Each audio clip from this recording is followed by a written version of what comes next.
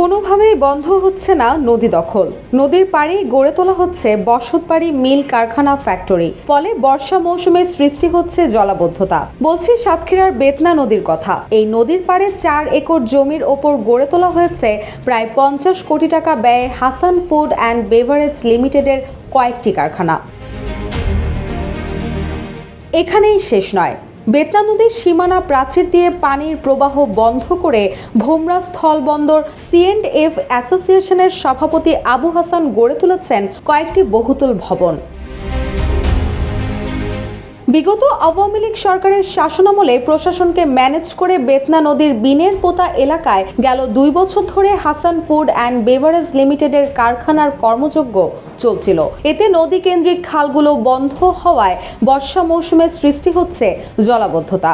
অন্যদিকে শুষ্ক মৌসুমে পানি শুকিয়ে যাওয়ায় কৃষকেরা পানি ব্যবহার করতে পারছে না। তাই এসব অবৈধ স্থাপনা উচ্ছেদের দাবি কৃষকদের। বেতনা নদীতে আগে বড় বড় জাহাজ, স্টিমার আসতো, এখন সেইগুলো বন্ধ হয়ে গেছে।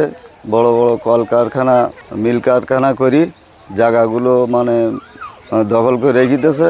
এখন নদীতে পানি তো সরে না, জায়গা নেই, যার কারণে আমরা চাষবাস করতে পারিনি পানির জন্যে। এই নদীতে কার্গো আসতো, লঞ্চ আসতো, তারপরে বিদেশিরা আসতো। এই নদীটা ভরে যায়, ভরে যাওয়ার পরে বড় লোকেরা এটা দখল করে নিয়ে বসে আছে। সরকারি জায়গা বড় লোকেরা দখল করে নিচ্ছে। এখানে বড় নদী ছিল, হঠাৎ করে এখানে এই যে ফ্যাক্টরি করেছে, 2-3 তলা বিল্ডিং করেছে। এই পানি উন্নয়ন বোর্ডে কোনো ব্যবস্থা নিচ্ছে না, বা স্থানীয় কোনো ব্যবস্থা নিচ্ছে না। এভাবে যদি নদী দখল হতে থাকে, একসময় জায়গা আছে বাংলাদেশে কোনো নদী থাকবে না, সবাই দখলদারি দখলে চলে যাবে।